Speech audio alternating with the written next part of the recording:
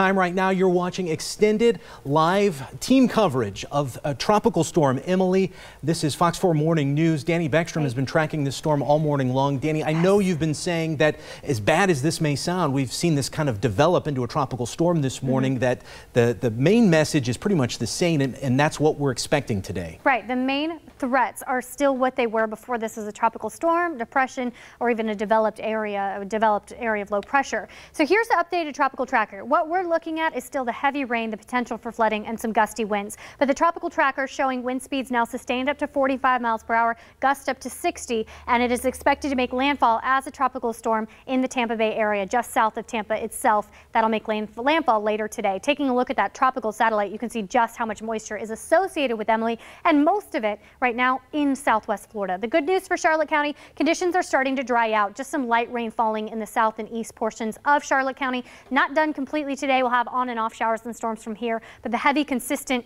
constant rain that we've seen since 2 a.m. there starting to taper off. Now we are still seeing heavy rain moving through San Carlos Park, headed toward Lehigh this morning. Fort Myers Beach starting to taper off in terms of intensity, but still seeing rainfall, moderate rain falling through Fort Myers right now. Taking you to Glades and Hendry, it looks like light to moderate rain, some portions, some pockets of heavier rain moving through Clewiston and Moorhaven right now. But Palmdale, LaBelle seems like the intensity tapering off, although still seeing showers and storms. We are seeing some heavy rain inland Collier, some lightning associated with it right there. You can see the plus and minus signs. That indicates lightning, with some moderate to heavy rain tracking into coastal Collier once again. Bonita Springs getting some heavy rain. As far as rain totals go so far this morning, anywhere from about 2 inches to 3 to 4 inches total so far. And again, we're not done yet, so these aren't the official rain totals, but some that I clocked 3.7 inches in Immokalee, Bonita Springs almost 3.5, just under 3 inches in Fort Myers, about 3 inches for Port Charlotte. You see the center of Tropical Storm Emily right here.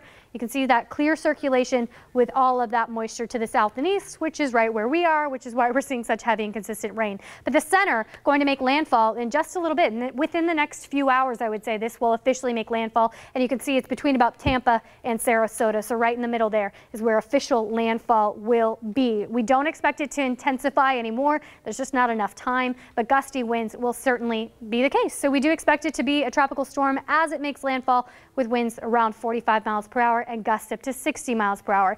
We are seeing a tropical storm warning for us, coastal Lee, coastal Charlotte, under that tropical storm warning, meaning tropical storm force winds are likely in this area, which means we could see those sustained wind speeds around 45, gusts up to 50, 60. Across our entire area is that flood watch. So although the tropical storm warning is not inland, is not in Collier County, the potential for flooding is there because we've seen that heavy, consistent rain. So that's our main threat with this storm.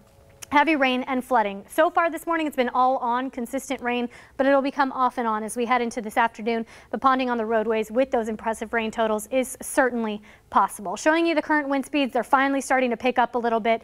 We can see the sustained wind speeds now up to 15 miles per hour, a good indication that we're starting to get some of those stronger winds, eventually becoming the tropical storm force winds, at least possible. Gusts still right around 20.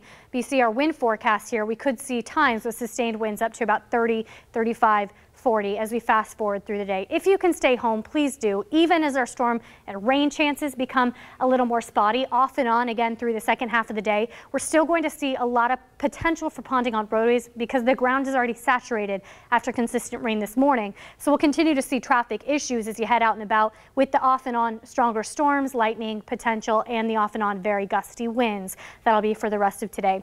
Looking at the total rainfall that is forecast as we head into tomorrow, anywhere from about 2 to 8 inches. This is another reason why you should just take a break, stay home if you can today.